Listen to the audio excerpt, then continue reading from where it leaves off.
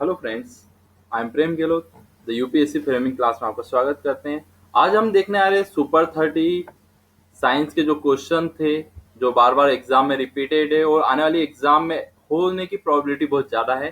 तो वो सारी एग्जाम के क्वेश्चन हम देखेंगे। सुपर 30 का आज हम भाग चौथा वॉल्यूम 4 देखने आ रहे हैं। बिल्कुल डिस्क्रिप्शन में सारे क्वेश्चन देखेंगे, कैसे कैसे टाइप के बन सकते हैं और क्या क्या बन सकता है। ठीक है, तो आज हम बढ़ते हैं हमारे साइंस के फर्स्ट क्वेश्चन की ओर, जो मोस्ट इंपॉर्टेंट है। और जिन लोगों ने चैनल सब्सक्राइब नहीं करा वो चैनल सब्सक्राइब जरूर कर लीजिए ऐसे वीडियो के लिए अच्छे। तो हम बढ़ते हैं फर्स्ट क्वेश्चन की ओर। आज का पहला क्वेश्चन है, नाइट्रोजन किसके द्वारा खोजी गई? नाइट्रोजन जो गैस है वो किसके द्वारा खोजी गई थी? तो ध्यान रखिएगा, किसके द्वारा खोजी गई है? रदरफोर्ड के द्वारा खोजी गई है। नाइट्रोजन जो गैस है वायुमंडल में 78% है। कितने हैं? ध्यान रखिएगा, वायुमंडल में नाइट्रोजन गैस जो है वो कितनी है? 78% है। और यूरिया में जो होती है नाइट्रोजन गैस जो है वो 46% है। अब इसके बारे में और विशेषता इंपॉर्टेंस हम देख लेते हैं दोस्तों।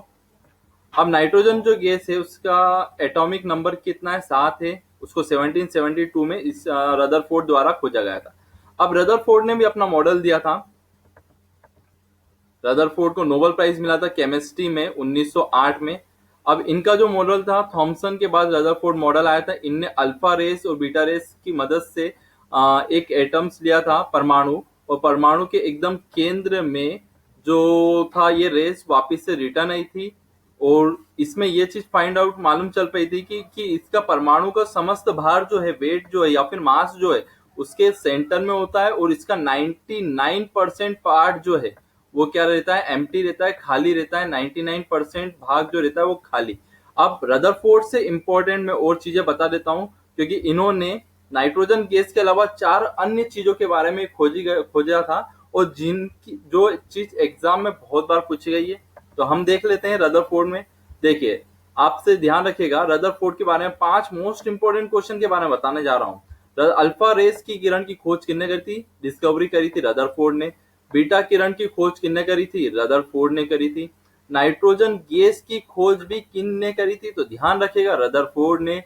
प्रोटॉन की खोज रदरफोर्ड ने करी थी। और नाभिक की खोज, नाभिक मतलब होता है न्यूक्लियस, की खोज भी किसने करी थी? रदरफोर्ड ने करी थी। आप लोग क्या जनरली कंफ्यूजन हो जाता है कि अल्फा अलग जगह पढ़ते, बीटा, नाइट्रोजन, प्रोटॉन, नाभिक अलग अलग जगह पढ़ते हैं। तो जिस कारण से मैंने एक जगह यहाँ पर सारी चीजों को लिख दिया है, तो ध्यान रखिएगा, रदरफोर्ड ने अल्फा की, बीटा की, नाइट्रोजन, प्रोटॉन और नाभिक की खोज की थी। तो ध्यान रखिएगा, ये पांचों चीजों की खोज किसने करी? रदरफोर्ड ने।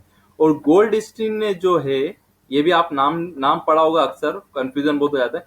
गोल्डस्टीन ने बताया था प्रोटॉन पर पॉजिटिव चार्ज होता है। ठीक है, रदरफोर्ड ने प्रोटॉन की खोज की थी, मगर गोल्डस्टीन ने प्रोटॉन पर पॉजिटिव चार्ज होता है ये बताया था। तो ध्यान रखिएगा, आपसे क्वेश्चन आता है, प्रोटॉन की खोज रदरफोर्ड, और प्रोटॉन पर धन आवेश के बारे में, पॉजिटिव आयंस के बारे में किसने बताया? तो ध्यान रखिएगा, गोल्डस्टीन नामक वैज्ञानिक ने बताया है। ठीक है, ये 5 थे, अल्फा, बीटा, नाइट्रोजन, प्रोटॉन और नाभिक, सबकी खोज की थी रदरफोर्ड ने। तो ध्यान रखिएगा। और एक और मोस्ट इंपोर्टेंट जो बनता है, रदरफोर्ड को केमिस्ट्री में नोबेल प्राइज मिला था 1908 में। मोस्ट आईएमपी क्वेश्चन है दोस्तों। ये 6 मोस्ट इंपोर्टेंट क्वेश्चन हुए। अगला क्वेश्चन की ओर बढ़ते हैं, और इसकी बहुत ज्यादा डिटेल मैंने निकाली है, जो एग्जाम में बार बार पूछा जाता है। तो सबसे पहला क्वेश्चन हो गया, the bone are held together by the elasticity tissue are called. ठीक है, दो हड्डियों को जोड़ने वाली चीज को क्या कहते हैं? तो ध्यान रखिएगा, इससे बोलते हैं लिगामेंट। क्या कहते हैं दोस्तों? ध्यान रखिए, आपसे पूछा जाता है हड्डी को हड्डी से जोड़ने वाला, bone to connect to bone, वो कौन होता है? लिगामेंट। अब इसके बारे में हम थोड़ी सी और डिटेल देख लेते हैं, क्योंकि हमने पढ़ा है लिगामेंट, टेंडन, फेसियन, कार्टिलेज, ये सारी चीज हमने पढ़ी है। तो मसल्स, ठीक है, बोन्स की संख्या। तो ये मोस्ट इंपोर्टेंट जो क्वेश्चन है मैं बताने जा रहा हूँ। ठीक है, लिगामेंट का जो मेनली काम था, लिगामेंट के जो टिश्यूज जो रहते हैं वो बोन्स को कनेक्ट करके रखते हैं, हड्डी को हड्डी से जोड़ के रखते हैं, फाइबर स्ट्रक्चर है। अब मैं बताने जा रहा हूँ, अब जो टेंडन्स जो है वो उसका काम रहता है मसल्स को बोन से जोड़ना, मतलब मांसपेशी को हड्डी से जोड़ने का काम किसका है? टेंडन का है। पेशियन जो है वो मसल्स को मसल से जोड़ता है, और लिगामेंट का हम काम देख चुके हैं, हड्डी को हड्डी से जोड़ना। अब ये तो 3 मोस्ट इंपॉर्टेंट चीजें थी जो आप कंफ्यूज हो जाते हैं, टेंडन का काम क्या हो जाएगा, फेसियन का क्या काम है, लिगामेंट का काम क्या, ये तो हमने समझ लिया। अब एक और जो क्वेश्चन आता है, हमारे शरीर में मसल्स जो है, ठीक है, मसल्स मतलब होता है मांसपेशियों की संख्या कितनी है, तो ध्यान रखिएगा 639 है। कितनी है? 639 संख्या किसकी है? मसल्स की बात कर रहा हूं, ना कि हड्डियों की। मसल्स की जो संख्या है वो 639 है दोस्तों, ध्यान रखिएगा। अब इसके आगे देखते हैं, क्योंकि ऑप्शन देखिए एग्जाम में क्या आता है, option A 639, option B 649, option C 659। अब जनरली कंफ्यूजन हो जाता है, आपको 6 याद रहता है और लास्ट का ऑप्शन 9 याद रहता है, बीच की संख्या भूल जाते हो, 3 रहता है, 4 रहता है कि 5 है, अब वहां कंफ्यूजन हो जाता है। तो इसको भी याद रखने का एक तरीका मैं बताने जा रहा हूं। अब आपको जनरली 3 की टेबल तो आती होगी, ठीक है, तो देखिए 3, 3 2 जा 6 और 3 3 जा 9, ध्यान रखिएगा 3 2 जा 6, 3 3 जा 9। 3 की टेबल पूरी आ रही है, इसके अंदर तीनों डिविजिबल है 3 से, तो ध्यान रखिएगा मसल्स की अगर आपसे संख्या पूछी है तो ध्यान रखिए 639। इस वीडियो को लास्ट तक जरूर देखना, क्योंकि इसमें बहुत सारी इंटरेस्टेड चीज है और बहुत सारी आपको देखने से ही चीजें याद हो जाएगी और साइंस से डर लगना बंद हो जाएगा। तो आगे अगली चीज देखते हैं, इसी के अंदर मोस्ट इंपॉर्टेंट जो मैंने देखी है, ये पूरा मसल्स का स्ट्रक्चर है। देखिए अभी हमने लिगामेंट देखा था, तो लिगामेंट के बारे में बताया था मैंने, बोन्स को बोन्स से जोड़ता है, हड्डी को हड्डी से जोड़ने वाली चीज कौन सी है दोस्तों? लिगामेंट है। अब टेंडन का काम क्या है? मसल्स को बोन्स से जोड़ना, ठीक है, ये मसल्स जो रहेगी और मसल्स जो है और ये हड्डी जो है, इन दोनों को जोड़ने का काम किसका है? टेंडन का। लिगामेंट का काम क्या है? ये दो हड्डियां, ये एक हड्डी है और एक हड्डी, ये दोनों को हड्डियों को जोड़ने का काम रहेगा लिगामेंट का। तो ध्यान रखिएगा ये हड्डियों से रिलेटेड जो क्वेश्चन है, हड्डियों का एक स्ट्रक्चर जो मैंने ऑलरेडी पहले समझा चुका हूँ, 206 हड्डी जनरली बताई थी, एक लेक्चर डाला है, उससे नीचे लिंक में मैं डाल दूंगा, तो उसके बारे में पूरा देख लीजिएगा। इसमें आप इसे देख रहे हैं, लिगामेंट का काम है हड्डी को हड्डी से जोड़ना, बोन्स टू बोन। टेंडन का जो काम है वो मसल्स को बोन से जोड़ना। अब थोड़ा सा और स्ट्रक्चर हम देख लेते हैं दोस्तों। अब देखिए टेंडन का काम क्या था? हड्डी बोन्स को मसल्स से जोड़ना। फेसियन जो है उसका काम क्या है? इसका काम है मसल्स को मसल्स से जोड़ना, ध्यान रखिएगा, ठीक है, मसल्स को मसल्स से जोड़ना, MMA, ठीक है, मसल्स को मसल से जोड़ने का काम फेसियन। टेंडन का काम क्या होगा? हड्डी को किससे जोड़ना? मसल्स से। और लिगामेंट का काम क्या था? बोन्स को बोन्स से जोड़ना, ध्यान रखिएगा, हड्डी को हड्डी से जोड़ने का काम किसका रहता है? लिगामेंट का। अब इसके अंदर बहुत सारी चीजें, न्यूरॉन्स जो रहता है वो एक्सॉन जो है न्यूरॉन्स को न्यूरॉन्स से जोड़ के रखता है, जो बहुत ही पतली यूनिट रहती है, संवेदनशील, आपके शरीर में बहुत सारे करीब 100 बिलियंस न्यूरॉन्स है आपके शरीर में जो पूरा संकेत भेजते हैं, और इसके और अंदरूनी भाग में आते तो ब्लड वेसल्स रहती है जिसमें रक्त कणिकाएं बहती है, RBC WBC, ये सारी चीजें। तो इसको थोड़ा सा और डिटेल में हम समझते हैं, क्योंकि हर लिगामेंट, टेंडन और बोन्स के बारे में बहुत सारे प्रश्न आते हैं। अब हमने देखा टेंडन का काम क्या था? हड्डी को हड्डी से जोड़ना, सॉरी, टेंडन का काम था बोन्स को मसल से जोड़ना। लिगामेंट का काम था हड्डी को हड्डी से जोड़ना, B² याद रख लेना। फेसियन का काम था मसल्स को मसल्स से जोड़ना, मसल्स को मसल से, और मसल्स की संख्या जो है मांसपेशियों की 639 से, 3 की टेबल जरूरी है। अब हड्डी, मसल्स जो मेजर पार्ट है हमारे बॉडी के मस्कुलर सिस्टम के, ये 6 पार्ट थे, टेंडन, लिगामेंट, फेसियन। अब कार्टिलेज जो है, इसके बारे में थोड़ी सी और डिस्क्रिप्शन देख लेते हैं, आगे बढ़ते हैं दोस्तों।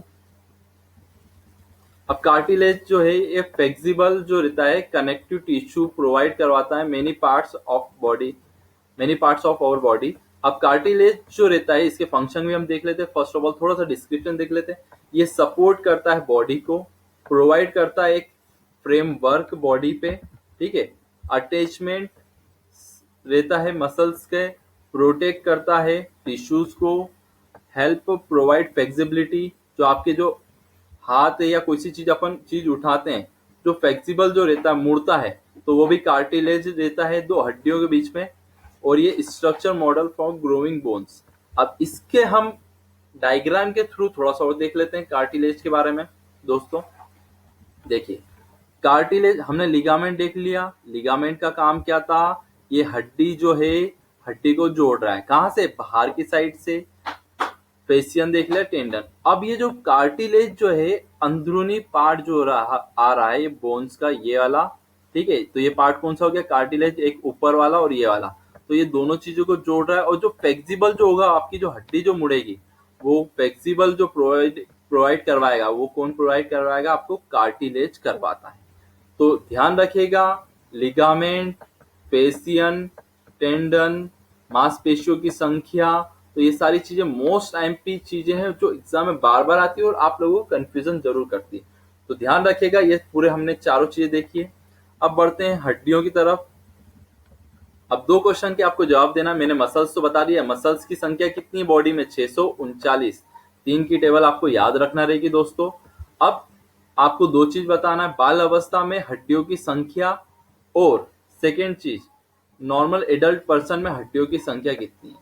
अब मैंने एक पूरा स्ट्रक्चर हड्डियों के ऊपर एक लेक्चर, 15 मिनट का लेक्चर पूरा हड्डियों के बारे में बताया था। हड्डियों की संख्या, कौन सी हड्डी को सबसे बड़ी हड्डी कौन सी रहती है, हाथ की सबसे बड़ी हड्डी कौन सी है, तो मैं नीचे डिस्क्रिप्शन बॉक्स में उसकी लिंक डाल दूंगा। उस लेक्चर को आप पूरा जरूर देखिएगा। तो अगली चीज की ओर बढ़ते हैं, तीसरा क्वेश्चन की ओर बढ़ते हैं दोस्तों। गैसोहोल क्या है, तो ध्यान रखिएगा, इथाइल अल्कोहल और पेट्रोल का मिक्सचर है जो एंटी नॉकिंग कंपोनेंट के काम में आता है। तो अक्सर पूछा जाता है, तो ये चीज ध्यान रखिएगा। अगले क्वेश्चन की तरफ बढ़ते, क्वेश्चन नंबर 4।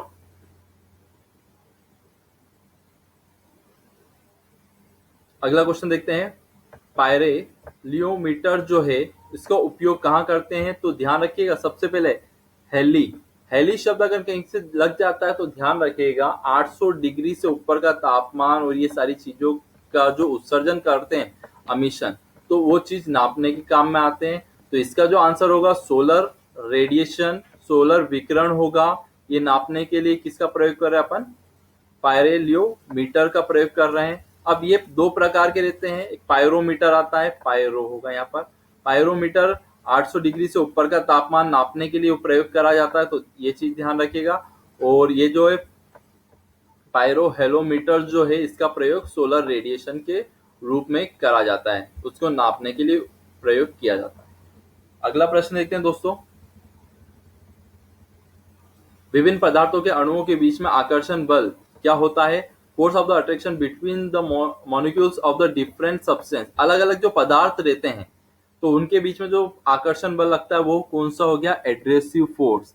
इसका एक बेस्ट एग्जांपल आपको बताना चाहूंगा, एक ब्लैक बोर्ड है, उस पर लिखना जो पॉसिबल कैसे हो पाया है, वो एड्रेसिव फोर्स आसंजक बल के कारण हो पाया है। क्योंकि इसको हम क्या कर सकते हैं, रफ कर सकते हैं। अगर बोर्ड पे मैं कुछ लिख रहा हूँ और रफ कर रहा हूँ तो दोनों की जो प्रॉपर्टी है वो अलग अलग है और आसानी से रफ कर सकते हैं, तो वो एड्रेसिव फोर्स होता है। वो ससंजक बल जो रहता है, कोहेसिव फोर्स जो रहता है, वो ससंजक बल, उसके बारे में मैं बता देता हूँ थोड़ा सा। पहले हम समझ लेते हैं एड्रेसिव फोर्स और कोहेसिव फोर्स। अब जो पानी की 2 बूंदे रहती है वो संपर्क में आते ही बराबर आपस में मिल जाती है, तो वो फोर्स रहता है आपका कोहेसिव फोर्स रहता है। ध्यान रखिएगा, 2 समान पदार्थ मतलब सेम एलिमेंट या सेम मटेरियल के बीच में जो फोर्स लगता है वो कोहेसिव फोर्स रहता है। और एड्रेसिव फोर्स जो है वो अलग अलग चीज है। जैसे एग्जांपल देख सकते हैं, पानी की जो बूंदे हैं आपस में मिली हुई है, वो किस कारण से, कोहेसिव फोर्स के माध्यम से मिली हुई है। और पानी और ग्लास के बीच में जो बल लग रहा है वो एड्रेसिव फोर्स है। अगर मैं ये टेस्ट ट्यूब को अगर उल्टा कर देता हूं तो पानी बाहर निकल जाएगा, तो ये पानी के ग्लास जो है यहाँ पर और पानी के बीच में जो फोर्स लग रहा है वो एड्रेसिव फोर्स है, जिसको अपन इसको आसानी से समझ लेते हैं।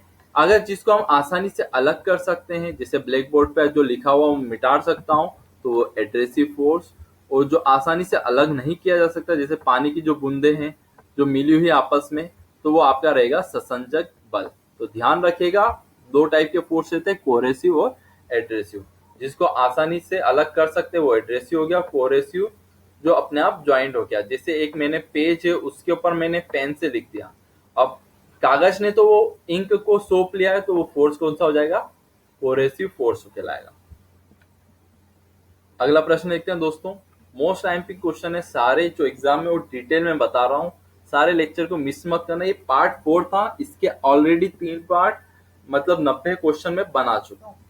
अब अगला क्वेश्चन है, जो किडनी जो रहती है वो पर मिनट कितने ml जो है ब्लड को पंप करती, तो ध्यान रखिएगा 1200 ml जो ब्लड है उसको पंप करती है कौन, किडनी।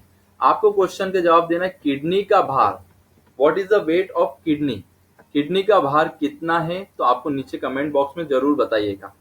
ठीक है दोस्तों, कितना करती है, 1200 ml समथिंग ब्लड को पंप करती है। ठीक है, मोस्ट इंपॉर्टेंट भाग है हमारी बॉडी का ऑर्गन है।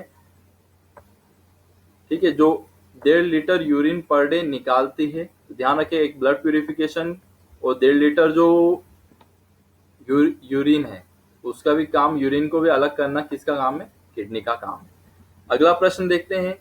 देखिए, इसी से बेस्ट क्वेश्चन आ गया, यूरिया रक्त कहाँ से अलग होता है, यूरिया और रक्त, यूरिया सेपरेट कर रहे हैं ब्लड से, तो कहाँ कौन करता है, किडनी, और आपको बताना है किडनी का भार कितना होता है। अगला प्रश्न करते हैं, इससे रिलेटेड डायलिसिस, डायलिसिस का काम भी किसका रहता है, किडनी का ही रहता है। किडनी को क्या बोलते हैं, गुर्दे भी कहा जाता है, और इसकी यूनिट कौन है, नेफ्रॉन। इसके बारे में थोड़ी सी डिटेल देख लेते हैं। किडनी जो है ऑर्गेनिक मॉलिक्यूल्स जो रहते हैं ब्लड से अलग अलग कर देती है, और वो नेचुरल फिल्टर है। ठीक है, वाटर सोल्यूबल वेस्टेज, यूरिया में अलग, अमोनिया को अलग कर देती है, रिस्पॉन्सिबल फॉर द ग्लूकोज और अमोनिया से। ठीक है, तो ध्यान रखिएगा ब्लड को और यूरिया को अलग करने का काम किसका हो गया, किडनी का हो गया। अगला प्रश्न देखते हैं दोस्तों, निम्नलिखित में से किसका घनत्व, घनत्व होता है डेंसिटी। ठीक है, ध्यान रखिए डेंसिटी घनत्व हो गया, तो सबसे ज्यादा किसका होगा। और एक और क्वेश्चन जो हमेशा 12 पूछा, 4 डिग्री सेंटीग्रेड पर पानी का घनत्व क्या रहता है दोस्तों, अधिक रहता है डेंसिटी।